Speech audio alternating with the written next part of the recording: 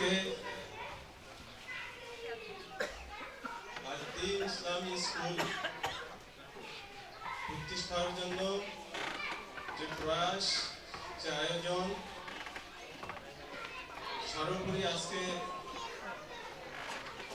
উদ্বোধন হতে যাচ্ছে বা আজকের সভাপতির বক্তব্যের মধ্য দিয়ে ইতিমধ্যে এই প্রতিষ্ঠানটি আল্লাহ রাব্বুল আলামিনের কাছে ঘোষণা দেওয়া হয়েছে। আল্লাহ রাব্বুল আলামিন এই প্রতিষ্ঠান কবুল করুক, এই আশা রেখে আমাকে বলা হয়েছে বৈদ্যুতিক কারণে এবং বিভিন্ন কারণে অনুষ্ঠান শুরু করতে বিলম্বিত হয়েছে। এই বিলম্ব হওয়ার কারণে সংক্ষেপে দুটি কথা বলার জন্য বলা হয়েছে।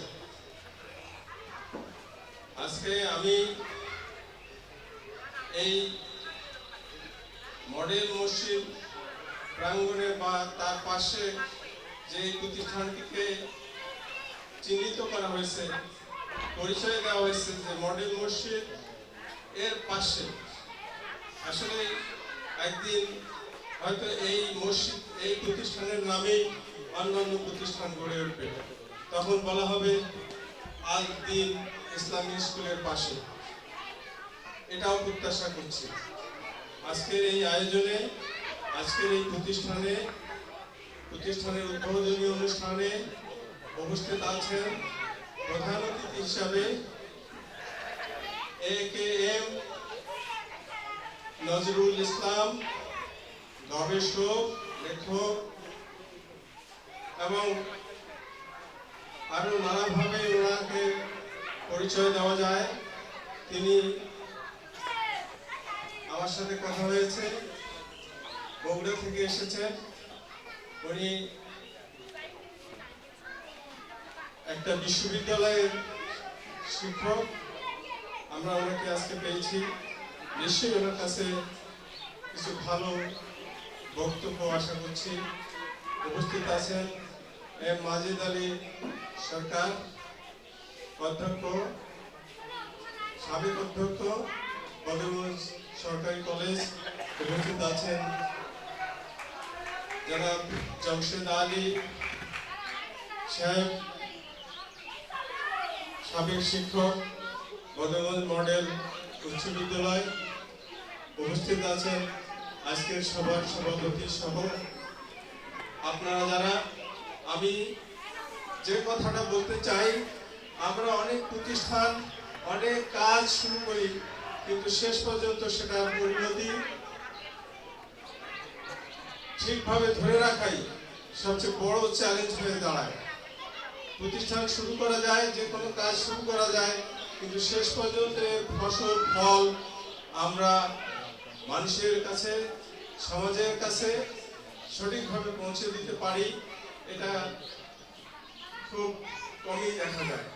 আমি আশা করব এই প্রতিষ্ঠান যেভাবে অবকাঠামোগতভাবে প্রাথমিক পর্যায়ে এসে আজকে যত বিল্ডিং, সাজসজ্জা, যেভাবে আজকে মমিনুল ইসলাম সহকারী অধ্যাপক পরিসংখ্যান মহিলা কলেজ বদরগঞ্জ এবং মঞ্জুরুল ইসলাম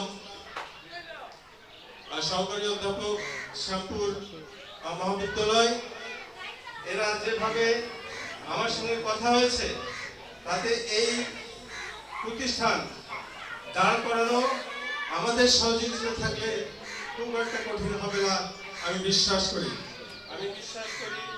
বাংলাদেশের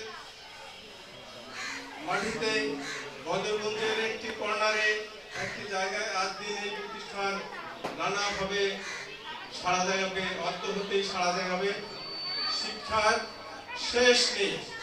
শিক্ষা আজকে কথা হচ্ছে, আজকে শব্দ হচ্ছে, নানাভাবে শব্দ হয়। অ্যাম্বুলেন্সের শব্দ হয়,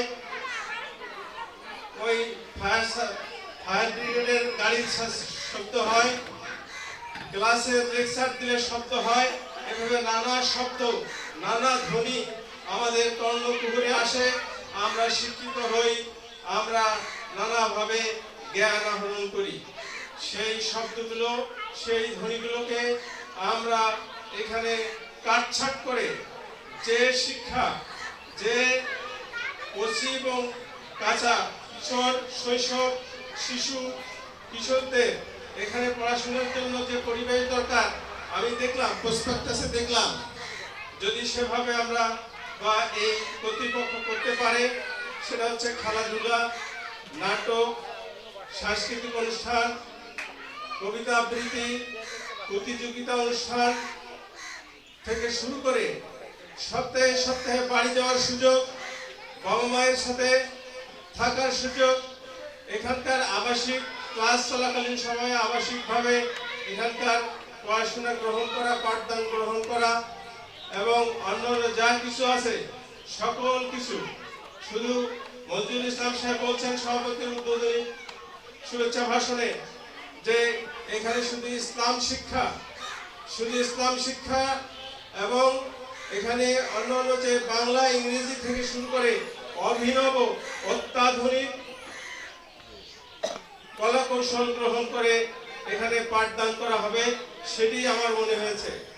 আমি শেষ কথা বলতে চাই, যেহেতু সময় বেঁধে দেওয়া হয়েছে, আজকে একটা মানুষকে আমরা শুধু একাডেমিক সার্টিফিকেট থাকলেই তাকে শিক্ষিত বলি, আসলে একাডেমিক সার্টিফিকেট না থাকলেও তাকে শিক্ষিত বলা যায়। আমি রাজশাহী বিশ্ববিদ্যালয়ে যখন ভর্তি হই, আমি একটা অভিজ্ঞতার কথা বলে শেষ করি। তখন প্রথম যে ক্লাসটার সম্মুখীন হই, আমার যে স্যার প্রথম বক্তব্য করেন, লেকচার দেন, যারা আনিসুর রহমান, ম্যান অফ চাঁপাইনবাবগঞ্জ, উনি অনেক লার্নেড মানুষ, উনি বলেছিলেন যে তোমরা এই বিশ্ববিদ্যালয়ে ভর্তি হয়েছ, ক্লাস করতেছ, আজকে প্রথম ক্লাস, অনেক মেয়েরা, অনেক ছেলেরা, সুন্দর সুন্দর মেয়েরা, সুন্দর সুন্দর ছেলেরা ভবিষ্যৎ স্বপ্ন দেখতেছ, বিশ্ববিদ্যালয়ে পড়াশোনা করে ভালো চাকরি করব, ভালো বিয়ে করব, লাল গাড়ি, ছোট্ট গাড়ি, প্রাইভেট কার, একটা জব হলেই জীবন সুন্দর হয়ে যাবে বলা হচ্ছে।